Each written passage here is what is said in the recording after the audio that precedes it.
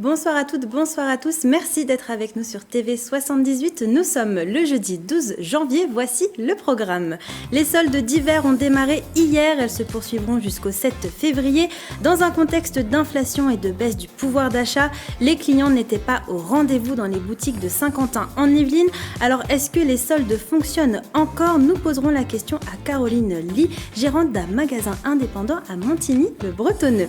Cap sur plaisir ce soir dans votre 7-8. Quels sont les grands projets de l'année 2023 dans la commune? Rénovation du quartier du Valibou, réaménagement du centre-ville, fusion des polices municipales entre Plaisir et les Clés-sous-Bois. Nous ferons le point avec Joséphine Coleman-Berger, la maire de la ville. Connaissez-vous le Quiz Game? Il s'agit d'un véritable plateau télé où les joueurs répondent à des questions de culture générale sur le cinéma, le sport, les animaux. Il existe de nombreux thèmes, possibilité aussi de faire des blind tests. Enigma 78 à Morpa est le premier à ouvrir ce type de jeu dans les Yvelines. Deux journalistes de la rédaction ont pu le tester. Nous découvrirons les coulisses dans cette émission. Et comme d'habitude, le jeudi, Gabriel Gontier vous donne ses idées de sortie pour le week-end. Alors Gabriel, est-ce que vous pouvez nous teaser un petit peu ce que vous nous avez préparé? Bonsoir Mathilde, oui je vous parlerai notamment d'un événement insolite organisé par la ville de Poissy, mêlant sport et solidarité, vous le verrez, pour soutenir les enfants accueillis par les Restos du Cœur. On en parlera dans la partie de loisirs de cette émission. Ce sera tout à l'heure avec nous également en plateau Joséphine Coleman-Berger. Bonsoir. Bonsoir. Alors vous êtes la maire de Plaisir et cette année vous avez choisi de présenter vos vœux aux Plaisirois en vidéo. Pourquoi ce choix ? Je pense que c'est une année assez complexe. On a entendu parler de sobriété, d'économie. Donc il me semblait qu'en tant qu'élu, c'était plutôt bien de prendre cette décision. La tradition des vœux en discours devant les Plaisirois, elle se perd un petit peu selon vous? Non, elle ne se perd pas parce que c'est compensé par des rencontres que nous faisons dans les quartiers. Et puis nous faisons énormément de réunions pour des concertations de projets. Donc ce qui fait qu'on est presque plus avec eux que quand on présente les vœux, parce que finalement les vœux, on ne peut pas accueillir les 32 000 habitants. Alors que quand on fait des réunions dans les quartiers, on rencontre beaucoup plus de monde. Et donc tout à l'heure, on parlera des grands projets pour l'année 2023 à Plaisir. Dans cette émission, nous retrouverons également Mélanie Poquet sur le terrain à l'Agence locale de l'énergie et du climat, à Coignères plus précisément. L'ALEC organise des ateliers de sobriété énergétique pour les Saint-Quentinois. Nous découvrirons en quoi ça consiste avec elle dans un instant. Mais avant, jetons un coup d'œil à la météo de demain. Demain matin, le ciel devrait être dégagé du côté de Houdan et de Rambouillet. Dans le nord-est du département, attention aux averses. Le vent, lui, sera encore présent sur toutes les Yvelines avec des rafales jusqu'à 65 km/h. Au niveau des températures, il fera 9 degrés à Mantes-la-Jolie et 8 degrés à Houdan, Versailles et Rambouillet.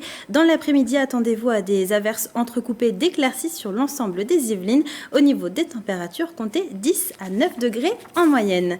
Et demain, nous fêterons les Saint-Hilaire. Alors, je ne sais pas si vous connaissez beaucoup d'Hilaire autour du plateau. Non, c'est pas très commun. Et en tout cas, ils ont leur fête. Le point maintenant sur l'actualité dans les Yvelines. Et c'est avec vous, Grégory Canalé. Bonsoir. Bonsoir Mathilde. On commence par un fait divers. Une conductrice de 20 ans a été placée en garde à vue. Elle a été interpellée la nuit dernière à Trappes pour tentative d'homicide après un refus d'obtempérer lors d'un contrôle de police. Selon nos confrères de France Info, c'est son père qui avait signalé sa fuite aux forces de l'ordre hier soir. Elle lui a dérobé les clés de sa voiture et a même failli le renverser. Un équipage l'a retrouvé entre Élancourt et Trappes en train d'inhaler du protoxyde d'azote tout en conduisant. Dans sa chevauchée, la jeune femme a percuté 3 véhicules de police avant d'être arrêtée grâce à une barre équipée de pointes pour crever ses pneus. 3 policiers ont été blessés. Le père de l'individu et 5 fonctionnaires de police ont porté plainte. Une sacrée histoire. On reste à Trappes. Grégory, pour l'image du jour, vous allez nous donner la patate. Oui, avec cette vente de pommes de terre, vente directe de pommes de terre qui s'est déroulée toute la journée sur le parking des Merisiers. Un producteur des Hauts-de-France proposait aux habitants des environs des sacs de 15 kilos à 7,50 €, soit 50 centimes le kilo. Ce type de vente avait vu le jour pendant le premier confinement du Covid-19 pour soutenir les producteurs qui n'arrivaient pas à écouler leur stock. Le camion continue de sillonner l'Île-de-France et sera demain par exemple à Vitry-sur-Seine dans le Val-de-Marne. Les propos recueillis sur place par Ludivine Canard et Julien Leroy à Trappes. Dès que je vois le camion, donc je me rapproche et ça fait pas mal de fois que j'achète. Et ce qui m'attire le plus, c'est que les pommes de terre sont résistantes. C'est pas comme on achète dans les supermarchés. Nos pommes de terre, on devait les garder. Et donc on a trouvé une alternative pour en faire bénéficier tout le monde, vu que toutes les friteries étaient fermées et tout. Donc on les vendait à prix coûtant. Voilà. Et les gens à cette époque-là les payaient un petit peu moins cher qu'aujourd'hui. Mais bon, aujourd'hui malheureusement, le gasoil, l'électricité, les charges, voilà. On a été obligé d'augmenter un peu. Mais on reste quand même attractif à 50 centimes le kilo. Et pour connaître les prochaines dates de distribution, vous pouvez suivre l'aventure sur Facebook sur Pommes de terre Fontane. La personnalité yvelinoise de l'année 2022 est dévoilée, Grégory. Oui, c'est nos confrères de 7-8 Actu, toutes les nouvelles qui établissent le palmarès chaque année. Les lecteurs votent parmi 30 candidats. Et l'Yvelinois, ou plutôt même l'Yvelinoise de l'année 2022 est Cécile Mélos, originaire de Crépierre. Elle explore le monde avec des randonnées. L'an passé, elle a fait de l'Hexatrek. Alors de l'Hexatrek, c'est du trek dans l'Hexagone. Voilà, ça ne s'invente pas. Un périple de 3000 km au travers les montagnes françaises pendant 136 jours. Dans le classement aussi, on retrouve à la place numéro 2 Julien Denervaux, animateur de l'émission L'Anti-Sèche sur Marmite FM. Et Didier Ledemay, que vous connaissez très bien, je crois, Gabriel. Oui, le meilleur pain au chocolat. Effectivement, il est boulanger pâtissier dans la commune de Poissy et il a remporté le titre l'année dernière de meilleur pain au chocolat de France. Il a même été reçu à l'Élysée pour cette distinction.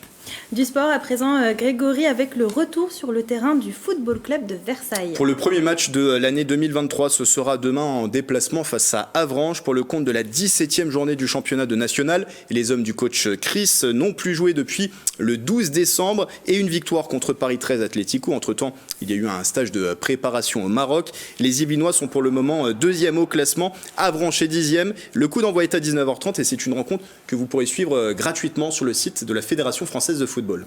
Et pour terminer, Grégory, vous avez trouvé une manière originale d'aider les animaux abandonnés. C'est un géant japonais de l'automobile, on ne donnera pas la marque ici, mais je pense que vous avez compris qui est à l'origine de l'initiative. Et cette initiative s'appelle les essais solidaires. Chaque minute passée en voiture électrique lors d'un essai, et c'est 1 euro reversé à la SPA, la Société Protectrice des Animaux. La concession de Manille-les-Hameaux participe à l'opération du 13 au 21 janvier et l'argent récolté sera reversé au refuge de plaisir justement. Pour réserver votre essai, rendez-vous sur le lien qui s'affiche en bas de l'écran. Une belle initiative, effectivement. Et si vous aussi, comme d'habitude, vous voyez une information qui vous a marqué près de chez vous, n'hésitez pas à nous le partager en utilisant le hashtag 78news. On en parlait en début d'émission, l'Agence locale de l'énergie et du climat organise plusieurs ateliers sur la sobriété énergétique. Le premier a lieu ce soir à Coignères et on retrouve Mélanie Poquet sur place. Alors Mélanie, est-ce que vous m'entendez bien ? Je vous entends très bien, Mathilde. Et vous êtes accompagnée alors ? Je suis accompagnée de Laurence Mondon. L'atelier est sur le point de commencer. C'est le premier des 6 rendez-vous proposés par la LEC-SKY. Donc Laurence Mondon, vous êtes la responsable communication et information de la LEC. Déjà, pourquoi organiser ces ateliers ? Alors l'objectif de ces ateliers, c'était de proposer quelque chose qui permettait de rendre plus concret la sobriété énergétique. C'est un concept dont on entend beaucoup parler actuellement. Et donc ensuite, c'est de pouvoir informer et sensibiliser justement à tout ce qui est sobriété en général et sobriété énergétique en particulier. Informer de manière générale ou donner même des conseils, donner des idées aux Saint-Quentinois ? Un peu des deux. Dans un premier temps, c'est vrai qu'on va essayer de réfléchir un petit peu tous à ce qu'on peut faire au quotidien, et puis ne pas oublier de rétablir le contexte dans lequel on est et pour quelles raisons c'est important de pouvoir le faire. Oui, depuis plusieurs mois, les 12 communes Saint-Quentin-en-Yvelines ont mis en place des choses, mais donc un particulier peut aussi participer à cette sobriété. Oui, tout à fait. Tout à chacun peut participer, que ce soit c'est souvent dans les gestes quotidiens qu'on peut faire des choses.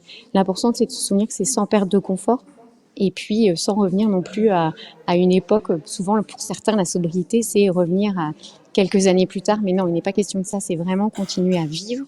C'est une sobriété qui est souhaitée, c'est pas une sobriété qui est imposée, et donc chacun peut choisir les actions qu'il va mener dans son propre quotidien. Pas de perte de confort, chacun ses gestes. Est-ce que vous en auriez un qui serait peut-être primordial ou que tout le monde peut faire ? C'est difficile de parler pour tout le monde. Pour certains, ça va être de moins utiliser la voiture, utiliser plus le vélo, parce qu'en fait, ça permet aussi d'être meilleur pour la santé. Donc, chacun va essayer de trouver les gestes qui sont les plus faciles à faire pour lui.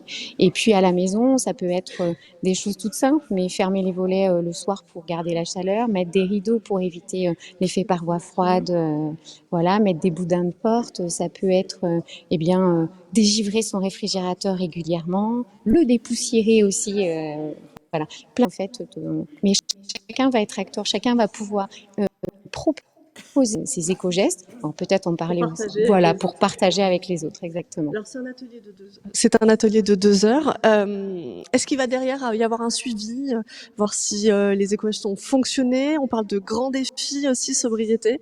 Oui, alors là, effectivement, la première étape, c'est l'atelier. Et puis, pour les motiver, la LEC propose effectivement un défi, donc avec un peu des informations pendant 2 mois, des informations hebdomadaires, des petits challenges pour se tester, et puis également des appareils de mesure qui seront prêtés pour pouvoir mesurer aussi à la maison quels sont les équipements qui consomment le plus et pouvoir agir en fonction de ce qu'on découvre au fur et à mesure.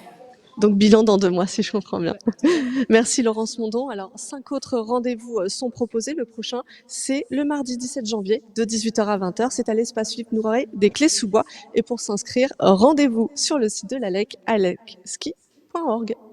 Merci beaucoup Mélanie Poquet pour toutes ces informations. Alors Joséphine Colmansberger, la sobriété énergétique, c'est d'actualité. Comment ça se met en place dans votre commune à Plaisir ?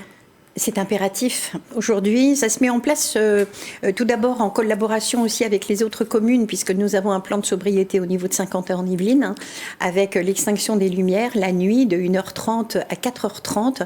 Pourquoi ces horaires ? C'est parce qu'on a l'arrivée des bus et le redépart des bus pour les gens qui travaillent, donc on a choisi volontairement cet horaire-là. Il y a aussi toutes les lumières au niveau de l'éclairage public qui vont être mis en LED. Alors c'est vrai que c'est aussi une compétence de Saint-Quentin, mais nous avions déjà commencé.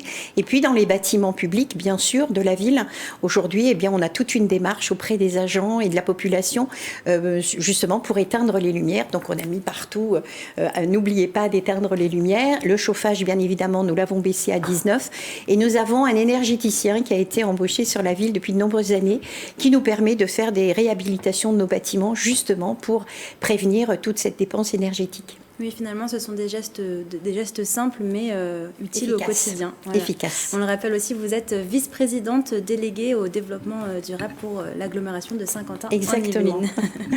Dans l'actualité, également, les soldes d'hiver qui ont débuté hier. Pour ce coup d'envoi, il n'y avait pas foule dans les magasins saint-quentinois. Avec nous pour en parler, Caroline Lee. Bonsoir. Bonsoir. Alors, vous êtes gérante de 2 boutiques indépendantes à Montigny-le-Bretonneux. Il y a Tiffany L et Créafil. Alors, comment ça se passe, les soldes, quand on est gérante d'une boutique indépendante ? C'est plus compliqué que si on était une grande enseigne, parce qu'on doit tout étiqueter. C'est pas toujours évident. Et nous, c'est des vrais soldes. C'est-à-dire, c'est vraiment le stock de l'année en cours qu'on brade. Été à été et hiver à hiver. On n'a pas de plan de stockage, on n'a pas d'endroit où stocker la marchandise si on ne la vend pas. Donc on est obligé de vraiment brader nos articles pour pouvoir par la suite commander notre collection d'été. Et alors justement, vous les bradez jusqu'à combien vos articles ? 50, 60, ça dépend des produits, puisque en réalité, comme on est indépendant, on fait des tout petits prix. En vrai, on travaille vraiment toute l'année. On travaille mieux hors solde que pendant les soldes. Et ça fonctionne encore cette année, les soldes ? C'est vrai que les soldes ne veulent plus rien dire parce qu'on est promotion sur promotion dans les autres boutiques, même si nous, on ne l'est pas vraiment. Mais c'est vrai que tout au long de l'année, on fait des petits prix ou des fins de série pour les dernières pièces qui restent. Ce qui fait que pendant les soldes, oui, on solde vraiment les plus grosses pièces ou les bottes qui vont nous prendre beaucoup de place et qui n'ont plus leur place en rayon pour l'été. Gabrielle ? Est-ce que vous avez l'impression que les gens attendent moins la période des soldes pour acheter ? Aujourd'hui, on a plus tendance à avoir un achat immédiat, non ? Alors chez nous, oui, ils ont vraiment le coup de cœur. Les gens, c'est au coup de cœur, peu importe. Il faut qu'ils aiment le produit et du moment qu'ils aiment, ils vont acheter. Joséphine Colmas-Berger, à Plaisir, vous avez de nombreux centres commerciaux. Oui. C'est important cette période des soldes pour la ville? Ça a l'air, puisque hier j'y étais, je suis allée voir un petit peu la température, il y avait énormément de monde, alors c'est vrai qu'on était mercredi, mais il y avait vraiment beaucoup de monde dans les magasins, alors après pour le chiffre d'affaires je n'en sais rien, mais enfin au vu des queues qu'il y avait dans les magasins devant les caisses, il y a certaines grandes marques, comme disait madame, qui effectivement fonctionnent très très bien. Après, tous les magasins n'ont pas, je dirais, cet engouement-là, mais je ferai ma petite enquête, mais je pense que les choses se sont pas trop mal passées. Et donc il y a cette différence-là entre les Oui. centres commerciaux et les boutiques un peu plus indépendantes. Ça vous touche, vous, Caroline? Non, ça fait quand même 20 ans qu'on est sur place, donc on a vraiment notre clientèle très fidèle, que je remercie d'ailleurs. Mais non, je pense qu'on est une équipe très dynamique qui fait que les gens reviennent facilement nous voir. Depuis combien de temps est-ce que vous êtes gérante de ces deux boutiques? Depuis 2005 pour le prêt-à-porter Tiffany L, et on a récupéré la mercerie il y a 2 ans. La personne, elle partait à la retraite. Je me dis, c'est bête de laisser mourir une mercerie, surtout qu'il n'y en a plus. Donc on est pratiquement l'un des seuls et rares de notre espèce. Donc ça fait de nombreuses années. Est-ce que du coup ça fait depuis assez longtemps que vous voyez qu'il y a un manque un petit peu d'engouement pour les soldes? Comme je dis, le manque d'engouement pour les soldes, c'est le fait que les gens bénéficient de promotions tout au long de l'année. Donc ils n'attendent plus forcément les soldes pour acheter. Et donc nous sommes allés poser la question aux Yvelinois, pourquoi ils ne font plus les soldes? Les propos recueillis par Ludivine Canard et Patrick Jacques de Dixmude et Régine Ralèche. C'est presque le mode normal maintenant, et puis des soldes sur internet, il y en a tout le temps aussi. En fait, l'impression que ça donne, c'est que le vrai prix, c'est les soldes, et puis le reste du temps, c'est de l'arnaque.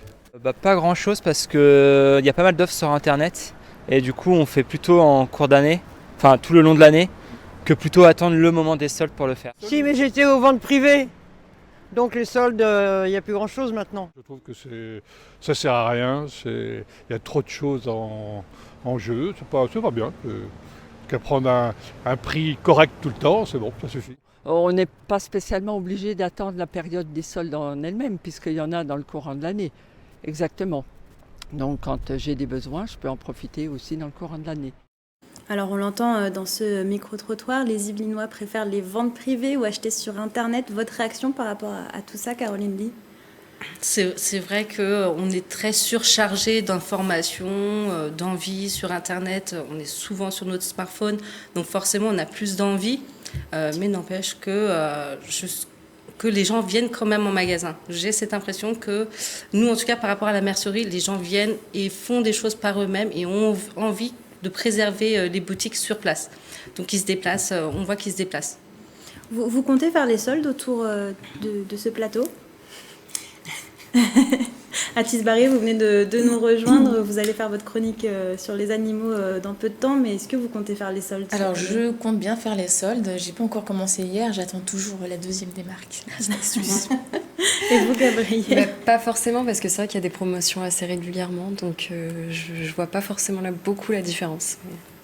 Et vous, Joséphine Colmas-Berger? J'arrive à me laisser tenter, c'est sûr. Si je me promène un peu, je trouve toujours quelque chose qui m'intéresse, c'est sûr. Et alors, au niveau de votre chiffre d'affaires, Caroline Lee, est-ce que vous voyez une différence? Les soldes, ça marque une différence? Pour nous, pas particulièrement les soldes, parce que c'est pas un moment phare de notre activité. C'est vraiment lissé sur toute l'année. On a cette chance-là que c'est pas vraiment que les soldes. Ce qui nous permet de travailler. Parce qu'en vrai, en période de solde, on ne travaille pas. On ne fait que liquider notre stock. On récupère une trésorerie, mais c'est pas ça qui nous fait vivre. Si on est en solde toute l'année, on coule. Clairement, c'est pas possible. Eh bien, merci beaucoup Caroline Lee d'avoir accepté notre invitation. Les soldes se poursuivent jusqu'au 7 février. Direction Mantes-la-Jolie maintenant. Les collégiens de Martin Luther King à Buc ont visité mardi dernier le site de restauration des statues du château de Versailles, un chantier patrimonial rendu possible grâce à la collaboration avec le conseil départemental des Yvelines. Ils ont pu découvrir le métier de conservateur et restaurateur d'art. Nicolas Dandré a pu suivre cette visite.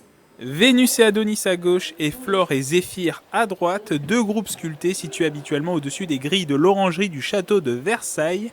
Actuellement en restauration à Mantes-la-Jolie, ils ont reçu la visite de 28 collégiens, une visite guidée par Anne-Laure Goron, conservatrice et restauratrice. Il y a énormément de choses à dire en réalité, parce que ce sont des œuvres qui déjà elles-mêmes sont intéressantes dans leur conception. La restauration elle-même est extrêmement intéressante, rien que la dépose a été très complexe. C'est vraiment stimulant de transmettre tout ça. On fait ça, en fait on a quand même un métier qui est un métier de transmission. La transmission du patrimoine, un élément qui a intéressé les élèves du collège Martin Luther King de Buc. Ils ont pu découvrir les secrets du travail de restauration de ces statues. J'ai appris la façon dont on pouvait déplacer une statue pour la rénover, la façon aussi dont on pouvait la rénover, que ce soit remplacer un membre ou juste la laver. J'ai trouvé ça hyper intéressant parce qu'on a découvert plein de choses, un univers qu'on ne connaissait pas habituellement et surtout l'envers, derrière une statue, ce qui se passe un peu. C'est un travail assez long et il faut être très rigoureux parce qu'il y a beaucoup de pièces à coller, de puzzles. C'est un énorme puzzle qui dure des années. Cette visite s'inscrit dans un programme de découverte des métiers d'art, une initiative menée par la professeure principale de cette classe de 4e. Le premier objectif, c'est ouvrir la culture de l'élève à tout ce qui est artistique. Là, la taille de la pierre ou la restauration des pierres. Mais il a aussi un objectif d'ouvrir le champ des possibles des métiers dans tout ce qui est parcours à venir, donc réflexion à l'orientation. La rénovation des statues va se poursuivre, un chantier sur 2 ans rendu possible grâce au conseil départemental des Yvelines. Pour les collégiens, le prochain rendez-vous est prévu lors des Journées européennes des métiers d'art du 27 mars au 2 avril 2023. Alors, quels sont les grands projets à plaisir pour l'année 2023 ? Il y a plusieurs dossiers en cours, notamment le réaménagement du quartier du Valibou en écoquartier. 64 millions d'euros sont alloués à ce projet. Joséphine Coleman-Berger, où est-ce que ça en est ? Mais écoutez, on a déjà commencé pas mal de choses puisqu'il y a eu une démolition importante du silo, qui était un énorme bâtiment qui enclavait le quartier. On a reconstruit une grande cantine pour l'école Brossolette, Louise Michel et puis Casanova. Ces 3 écoles qui vont fusionner. Exactement, ça va devenir un groupe scolaire dédié bien sûr aux enfants du quartier, mais pas uniquement, parce qu'on souhaite justement qu'il y ait une ouverture et une mixité sociale.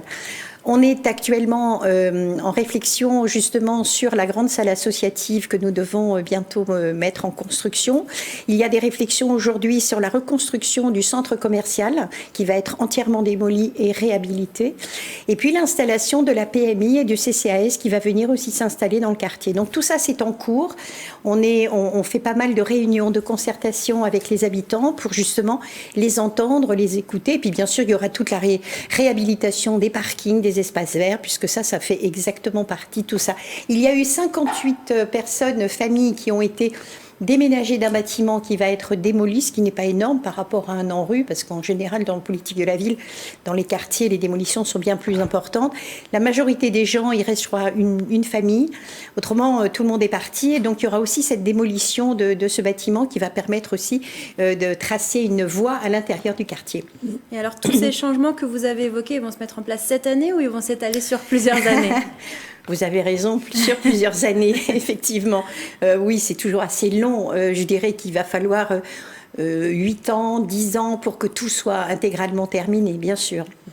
Et alors, niveau urbanisme, je crois qu'il y a aussi le centre-ville de Plaisir qui va aussi être réaménagé.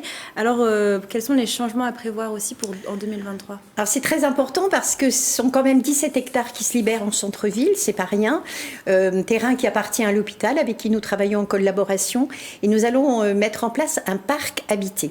Alors, nous avons déjà travaillé tout le diagnostic et également aujourd'hui la faisabilité de tout cela, toujours avec les habitants. Moi, je suis incapable de monter un projet sans que les habitants soient nos partenaires.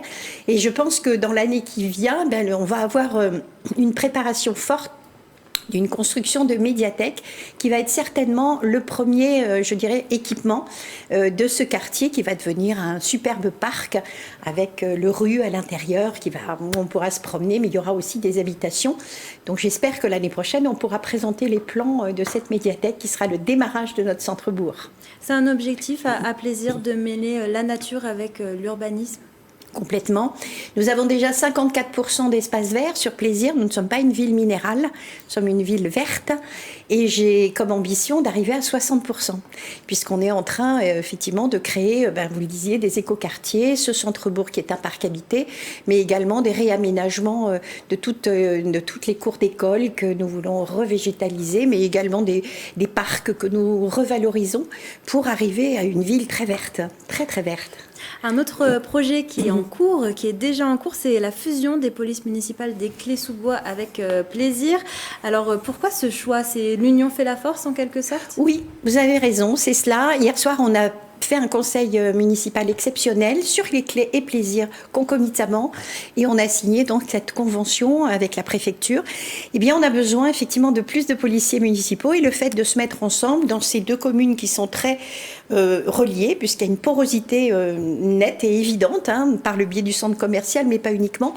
Et puis c'était important aussi d'armer notre police municipale et donc ce qui fait qu'ensemble, je pense qu'on va être capable dans les années qui viennent d'avoir 35 policiers municipaux. Aujourd'hui, nous n'en avons que 20 et on a vraiment besoin de cela avec les médiateurs, les policiers municipaux et la police nationale. Il y a de plus en plus de communes yvelinoises qui fusionnent avec d'autres communes et qui s'arment également. C'est nécessaire aujourd'hui d'avoir une police municipale armée? Il y a quelques années, je vous aurais dit non. Aujourd'hui, on y revient parce que on entend ces policiers municipaux le réclamer, avoir ce sentiment un peu d'insécurité et de ne pas pouvoir faire, je dirais, un accompagnement vraiment concret avec la police nationale. Ça les met pas du tout au même niveau, mais ça les met, je dirais, dans une collaboration beaucoup plus intelligente et beaucoup plus sécuritaire. Donc aujourd'hui, c'est presque une obligation. On était presque les derniers à être non armés. Donc voilà, ça a été une décision bilatérale avec le maire des Clés-sous-Bois, avec qui nous avons une entente parfaite sur ce montage de ce syndicat de police. Et alors, quand est-ce qu'elle sera effective, cette police? Nous allons démarrer vraiment le travail à partir de juillet, puisque nous espérons monter en puissance au niveau du nombre de policiers entre maintenant et le mois de juillet, parce que aujourd'hui, les policiers sont surtout sur Plaisir et on ne peut pas surdévelopper l'emploi du temps de policiers plaisirois pour aller en plus sur les Clés. Donc, nous attendons d'avoir des policiers supplémentaires pour pouvoir redistribuer le travail et puis, à terme, je dirais, avoir quelque chose qui ne réfléchira que sur un seul territoire, qui sera les deux communes. Côté santé, les travaux de la future maison médicale devraient commencer en début d'année. Alors, quels seront les services apportés aux Plaisirois? Alors déjà, je tiens à le dire, c'est une maison médicale qui est entièrement prise en charge par le département des Yvelines. Il faut le dire, la ville de Plaisir n'y met pas un centime, donc c'est important. Il y aura la capacité d'accueillir pas mal de médecins, d'infirmiers et puis de paramédicaux à l'intérieur. Il y a un potentiel d'à peu près une quinzaine de possibilités d'accueil. Alors aujourd'hui, nous avons une cellule qui s'appelle la ruche, qui est à l'intérieur de l'hôpital, dans laquelle il y a déjà 2 médecins et puis une infirmière également, qui sont déjà là et qui attendent cette création. Et nous, en parallèle, on a mis en place un agent sur la ville qui est dédié complètement à la recherche médicale, enfin des médecins potentiels qui devraient rentrer dans cette maison médicale. Puis vous savez qu'à Plaisir, on a aussi développé une aide de 10 000 € à chaque médecin qui vient s'installer sur notre territoire. Dans le contexte de la désertification médicale? Exactement. Et puis surtout, vous savez, je dis toujours, il y a quelques années, si des maires s'étaient occupés de la santé, on nous aurait dit « mais de quoi vous mêlez-vous, madame ?» Et aujourd'hui, on trouve tout à fait normal que les maires apportent, je dirais, quelque chose de positif. Et c'est pour ça qu'on a mis en place aussi une télécabine qui fonctionne très très bien. On vient pour la bobologie, bien sûr, mais on est en direct avec un médecin. Donc voilà, cette maison médicale, on l'attend avec impatience. On l'a présentée au conseil municipal et dans le journal. Ça va être un très très très beau bâtiment et j'espère avec beaucoup de médecins à l'intérieur. Oui, vous cherchez encore des médecins aujourd'hui? Oui, bien sûr. Oui, sur les 3 années, enfin dire 2 ans et demi de mise en place du bâtiment, oui, on va bien sûr en chercher davantage. Bien sûr. Alors, la cause des femmes vous touche également beaucoup. L'année dernière, 2 bâtiments ont été inaugurés, la maison Calypso et le Café des femmes, qui était tout dernièrement le 9 décembre. La maison Calypso, c'est une maison d'écoute pour les femmes victimes de violences sexuelles et conjugales. Il s'agit de la première dans le département, c'est une fierté. Oui, rien que d'en parler, j'en ai la chair de poule. Je suis désolée, mais je suis très très émue par toutes ces démarches que nous pouvons faire auprès des femmes qui ont des vraies difficultés, des difficultés de violence, mais également des difficultés, je dirais, de méconnaissance de pas mal de choses par rapport à leur corps, et c'est très important de pouvoir les accueillir. Et quand on a pu, en tant que présidente du conseil de surveillance de l'hôpital de Plaisir, quand on a pu, avec et grâce aussi au département des Yvelines, ouvrir cette maison dans l'enceinte de l'hôpital aujourd'hui, j'étais vraiment très très touchée, et je sais qu'on a déjà des centaines de femmes qui sont venues, et il faut savoir que l'année prochaine vont commencer les travaux dans la maison définitive Calypso, qui est une maison beaucoup plus grande dans un parc qui est à Plaisir aussi, et que le département va complètement réaménager pour ces femmes. Et la maison va s'agrandir du coup. Oui, la maison va s'agrandir, ça va être sublime, parce qu'il y aura un accueil médical, des écoute psychologique, il y a de l'art-thérapie, les femmes peuvent venir autant qu'elles veulent. Vraiment, ça vaut la peine d'aller voir. Rien que les personnes qui sont là et qui accueillent ces femmes, c'est une émotion énorme de voir cette empathie, cette ouverture d'esprit. Et alors l'autre initiative, c'est le Café des femmes, inauguré en décembre dernier. Il accueille des femmes en situation de vulnérabilité sociale et les accompagne sur le chemin de l'emploi. Est-ce que vous savez à peu près le nombre de femmes qu'il a accompagnées depuis le 9 décembre ? Il y en a une quinzaine. Il y a 15 femmes qui travaillent avec Le Nôtre, la société Le Nôtre, comme vous le savez, qui est installée à Plaisir, et avec L'Oréal également. Pourquoi L'Oréal ? Pour leur redonner confiance en elles par rapport à leur apparence. Et puis Le Nôtre, parce que Le Nôtre leur donne des formations, boulangerie, pâtisserie, et elles vont vraiment aller vers l'emploi. Et ces femmes sont encadrées par l'association Banlieue Santé. Et quand on a fait l'inauguration, des femmes de Marseille sont venues pour démontrer déjà ce qu'elles avaient fait à Marseille. Elles sont venues jusqu'à Plaisir. Là aussi, ça a été un moment extraordinaire. C'était une transmission. C'était une transmission. Et puis, je remercie bien sûr ces deux entreprises qui accompagnent et qui font pas du tout de la communication, mais vraiment un travail concret sur le sujet. Et puis, on a le Mammobus qui vient régulièrement à Plaisir aussi pour justement accompagner les femmes pour les mammographies. Donc, tout ce qui tourne autour de la femme, j'avoue que dès qu'il y a une possibilité de faire quelque chose, je suis là. On le sait. Et alors, pour revenir sur le Café des femmes, d'où est venue cette initiative ? Alors, l'initiative, je suis allée rencontrer le président directeur général Le Nôtre, qui m'avait demandé d'aller le voir parce qu'il avait un projet. Et donc, c'est lui l'étincelle vient de là. Et il m'a évoqué ça, il fallait qu'on trouve un appartement pour l'aménager, et il fallait qu'on trouve, bien sûr, les encadrants, et puis les femmes aussi qui étaient intéressées. Et comme nous avons une vraie démarche proactive au niveau du Valibou, avec nos médiateurs, et puis je suis très proche des femmes, puisqu'on avait créé aussi des marches au niveau du Valibou pour voir ce qui allait, ce qui n'allait pas avec nos gilets roses, ce sont les femmes du Valibou qui s'étaient engagées là-dedans, eh bien on avait tout ce qu'il fallait. On a trouvé avec le bailleur l'appartement qui a été refait intégralement grâce à une architecte. L'appartement est splendide, j'irais volontiers y habiter. C'est vraiment très très très bon. Ça a été sublimement fait. Il y a une cuisine, il y a un petit salon de travail. C'est vraiment très très joli. Et puis, et ensuite, Banlieue Santé est arrivé pour encadrer. C'est ouvert tous les jours. C'est pas uniquement ouvert aux femmes qui font cette formation, c'est ouvert aux femmes qui veulent venir boire un café, discuter. Et c'est un endroit vraiment fabuleux, vraiment fabuleux. Je vous invite à y aller si vous avez le temps un jour. Eh bien, l'invitation est prise. Et donc, juste avant de terminer cet entretien, Joséphine Colmas-Berger, on va passer à l'interview express. Alors, le principe, 5 questions courtes et 5 réponses courtes. Nous poserons les mêmes à tous les maires de Saint-Quentin en Yvelines. Est-ce que vous êtes prête ? Allez-vous augmenter les impôts locaux dans votre commune ? On n'a pas le droit à dire peut-être. Vous avez le droit de faire une petite nous phrase. sommes en réflexion actuellement. Le budget est au mois de mars. Et effectivement, j'ai des rencontres à faire avec les Plaisirois. Il y a des choses à dire. Pour ou contre la limitation à 30 km/h dans la ville ? Je suis assez pour. Pour ou contre l'obligation du bio dans les cantines ? Pour, mais c'est très cher. On en a déjà, pardon. Dans l'exercice de vos fonctions, avez-vous déjà eu peur physiquement ? Oui. Êtes-vous une mère heureuse? Oui, ça se voit, je crois. Eh bien, merci beaucoup, Joséphine Coleman-Berger. C'est la fin de ces questions courtes, réponses courtes. Je le rappelle, vous êtes la mère de plaisir. Merci beaucoup. Alors, nous avons été rejoints en plateau par Athis Barré. Le jeudi, vous nous proposez une chronique sur les animaux. Et aujourd'hui, Athis, on va allier écologie et animaux, puisqu'on peut recycler les sapins de Noël pour les animaux. Effectivement, Mathilde, donc déjà, quel dommage de voir des sapins qui jonchent le sol, alors qu'on pourrait donner donc ces sapins à nos amis les chèvres. J'ai ramené pour imager un petit peu quelques petites branches de sapins, j'aime bien imager, le pragmatisme. Donc, alors, en fait, les sapins, les chèvres sont très friandes des épines de sapin. Il y a à l'intérieur des vitamines, elles pourront faire le plein d'oligo-éléments, de minéraux, puisque pour l'instant la période est plate, il n'y a pas assez de verre, donc les chèvres vont pouvoir prendre une petite bouffée d'oxygène avec ces épines de sapin.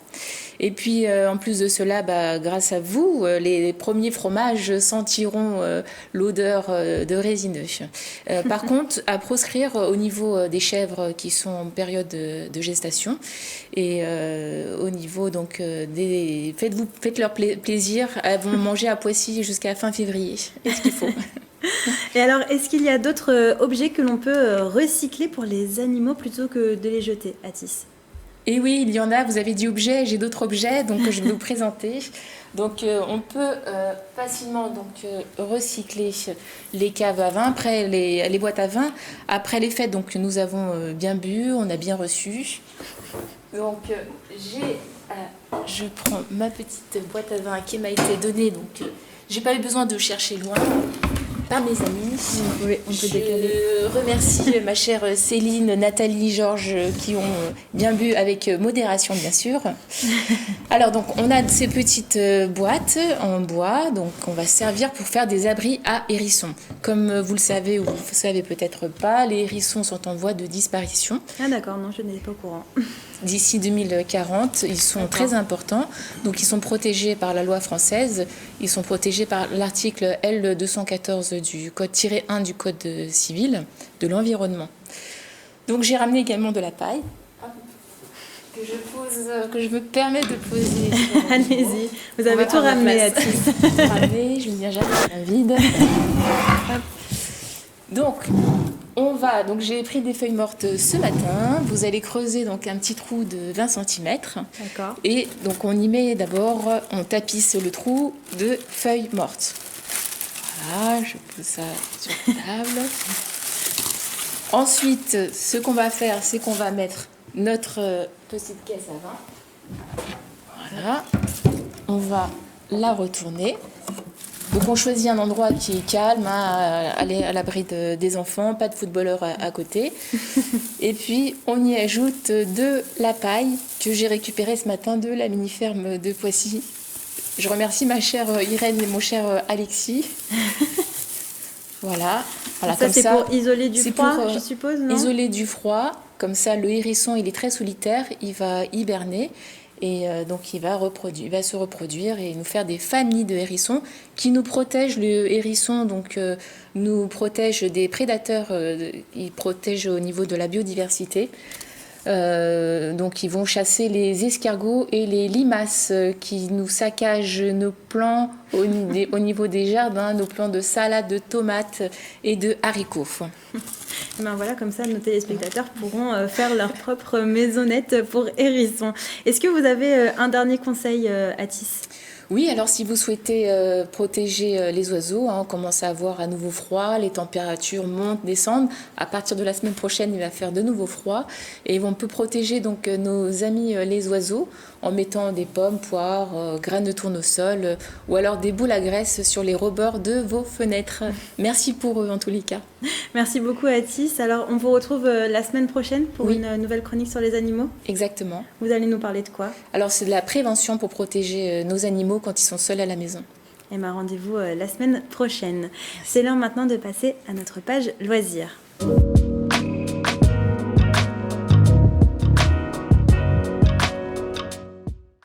Depuis octobre dernier, Enigma 78, situé à Maurepas, propose en plus de ses escape games un quiz sur le modèle du célèbre jeu télévisé Question pour un champion. Buzzer, lumière, musique, tout y est. Mélanie Poquet et Ludivine Canard, deux journalistes de la rédaction, se sont affrontés sur plusieurs manches, accompagnés par Julien Leroy. Regardez. On est aujourd'hui à Enigma 78, au village des loisirs à Maurepas. C'est le premier quiz game des Yvelines. Donc comme dans un jeu télévisé, le principe est simple, répondre à quelques questions sur l'actualité, le sport, le cinéma. Alors j'ai donné un défi à ma collègue Mélanie. Prête pour ce défi ? J'ai bien révisé après, prête, je ne sais pas. Hein. Bon, on va voir ça, on y va.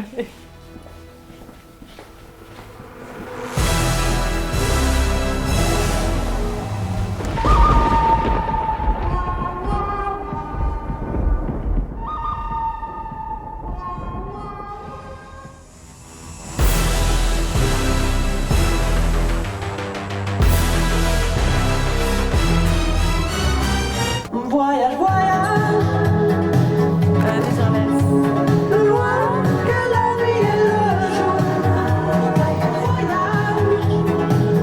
ça va, c'est des classiques. Voilà. La prochaine, on ne peut pas du tout. Allez. Voilà. Oula. Oh là, il a une patte, c'est vieux ça. Ah, je déteste ce film. Ah, j'avais bien aimé. Ah, je déteste. Bon alors Mélanie, t'en as pensé quoi de ce jeu ? Alors c'est vraiment sympa. Un bon challenger. Ouais. J'ai gagné, c'est le plus important. Non, c'est vraiment sympa. Il y a plein de thèmes. Donc, c'est peut-être un petit peu embourbé dans la musique des années 80. Mais moi, j'ai appris plein de choses. On a eu un petit peu de sport, un petit peu de cinéma, un peu de musique. Je suis pas sûre qu'en sport, on ait fait le meilleur choix. Non, le sport, c'était pas il y a trop vraiment notre de truc. tous les choix. Après, c'est selon les goûts et en fonction du groupe qui joue. Mais non, vraiment sympa. Ouais. Donc là, on a joué à 2 joueurs, mais les équipes conseillent de jouer à 3 joueurs minimum. On peut jouer jusqu'à 6 personnes. La partie dure 50 minutes environ et c'est 22 € par personne. Enigma 78 est ouvert donc 7 jours sur 7, de 10h et la dernière partie est à 22h. rouge et noir, j'exilerai ma peur, j'irai plus haut que ces montagnes de douleur. En rouge et noir, j'afficherai mon cœur. Et nous avons été rejoints en plateau par Ludivine Canard. Bonsoir. Bonsoir Mathilde. Alors vous avez pu tester, comme on le voit dans le reportage, Enigma Quiz. Vous en avez pensé quoi ? Alors comme on peut voir dans le reportage, on s'est beaucoup amusé, on a aussi beaucoup chanté. On a choisi beaucoup de thèmes autour de la musique, mais c'est pas forcément obligatoire. Il y avait aussi du sport, du cinéma, il y avait aussi de l'histoire. Je pense qu'il y en a vraiment pour tous les goûts. Et qu'est-ce que vous avez préféré, vous, les blind tests ? Alors moi j'étais un peu plus à l'aise justement sur les musiques des années 80, sur les séries Netflix. Et puis le sport beaucoup moins, la Formule 1 aussi, je pense que je vais réviser pour les prochains quiz. Et puis si vous y retournez, vous pouvez vous identifier avec votre mail et puis vous tomberez sur d'autres questions. Ça vous donne envie de tester, Atis, Gabriel ? Le sujet donne envie là, oui. Complètement. Moi je pense que j'irai tester pour les blind tests aussi. Merci beaucoup Ludivine pour toutes ces précisions. Comme chaque jeudi, Gabriel, vous nous avez préparé vos 5 idées de sortie pour le week-end. Alors on commence par quoi ? On commence avec du théâtre, Mathilde. Vendredi soir, le Palais des Congrès de Versailles accueille Simone Veil, les combats d'une effrontée. À travers le témoignage d'une étudiante qui vient de finir sa thèse sur Simone Veil, la pièce retrace les souvenirs d'une génération marquée par les combats, de celle qui a dépénalisé l'avortement. C'était en 1974 et en 1979, elle devenait la première présidente du Parlement européen. À l'affiche, Mathilde, de cette pièce, Christiana Reali, nommée au Molière 2022, meilleure comédienne de théâtre privé. Une pièce de théâtre qui revient donc sur une partie de notre histoire. Et pour rester sur les planches, vous nous emmenez cette fois au théâtre de Saint-Quentin en Yvelines. Oui, toujours du théâtre, mais cette fois avec une représentation un peu différente. La compagnie Les Ombres Portées, spécialisée dans le théâtre d'ombre et la création musicale, présente Natchav. Alors l'histoire tourne autour d'un cirque prêt à tout pour être libre. Au travers d'une histoire cocasse, la pièce interroge sur l'hyper-contrôle de notre monde actuel et la place du nomadisme volontaire. La pièce pièce elle a été saluée comme l'un des plus beaux spectacles d'ombre de ces dernières années.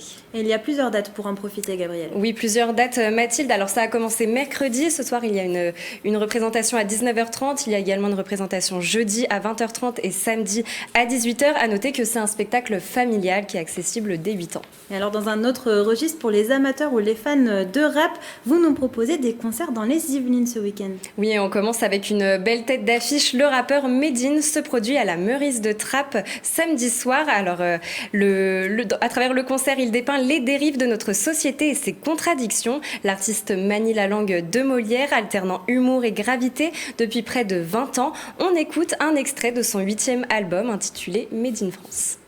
Un seul héros, c'est le peuple, il y aura jamais à changer les rôles. Je me sens algérien comme ceux qui ne l'étaient pas à la base. Jacques Vergès, Frantz Fanon et la grand-mère d'Edith Piaf. Je suis pas made in Saoudia, ni de la Mecque, ni de Riyad, qui font payer les vieillards, plus de 3 qu'à le pèlerinage. Pas made in El Madina, si mon père m'a donné ce blast, c'est pour honorer son sahab, pas pour surfer sur l'histoire. Made in France. Made in France. Alors Gabrielle, vous nous avez trouvé un autre événement qui rassemble pour la bonne cause. Oui, dans le cadre de la Journée internationale de sensibilisation au cancer de l'enfant. Alors c'est en février, mais l'association a pris un peu d'avance. C'est l'association Les Bagouzes à Manon que nous avons déjà reçue dans cette émission, Mathilde, qui propose le concours de chant Une voix pour les Bagouzes. Alors les bénéfices de cette soirée seront reversés à l'association pour la recherche sur le cancer qui, on l'a dit, touche aussi malheureusement les enfants. Oui, et vous pourrez retrouver l'association et la billetterie du concert sur le site lesbagouzesamanon.org. On reste avec une sortie solidaire, Gabrielle, qui mêle une bonne cause et sport cette fois-ci. Oui, le Poissy Basket Association, en partenariat avec la ville de Poissy, vous invite à participer à l'opération La Peluche du Cœur, autour de la rencontre de championnat de France de nationale de masculine qui opposera Poissy à Vanves. Les spectateurs sont invités à jeter sur le terrain à la mi-temps leurs peluches. Celles-ci, elles seront ensuite récoltées par les Restos du Cœur pour les enfants accueillis au sein de l'association. Et ça se passe au complexe Marcel Cerdan de Poissy. Vous vouliez terminer avec une dernière info. Oui, avec une dernière info. Si vous êtes intéressé par le golf, sachez qu'une grande braderie a lieu dans le hall du golf national de Saint-Quentin en Yvelines. Alors ça commence vendredi jusqu'à dimanche, c'est de 9h à 18h. Vous trouverez différents produits de golf et de quoi faire de bonnes affaires. Merci beaucoup Gabrielle Gontier. Alors comme d'habitude autour du plateau, qu'est-ce que vous avez le plus envie de faire ce week-end ? Le match de basket, ça a l'air très sympa. Avec une peluche. Voilà, c'est ça, je n'oublierai pas ma peluche.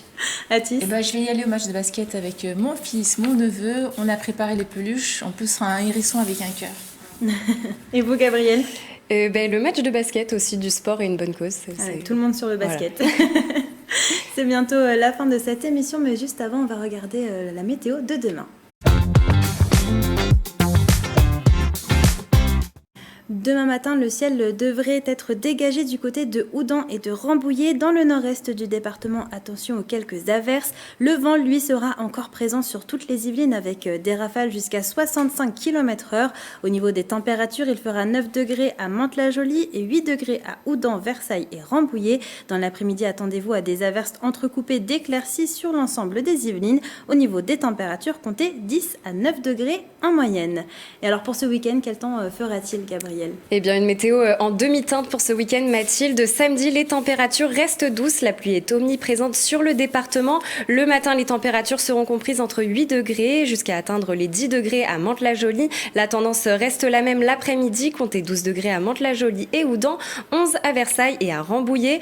Dimanche, le soleil fait son retour. Les températures sont comprises entre 5 et 7 degrés dans la matinée. L'après-midi, des averses sont à prévoir. Niveau température, comptez 7 degrés à Versailles, Mantes-la-Jolie et Houdan. Les températures atteindront les 9 degrés à Rambouillet. Alors prévoir plutôt des activités extérieures pour le dimanche quand il fera beau. Merci beaucoup Gabrielle Gontier. C'est la fin de cette émission. Merci pour votre fidélité. Je vous souhaite une belle soirée sur TV78. Prenez soin de vous.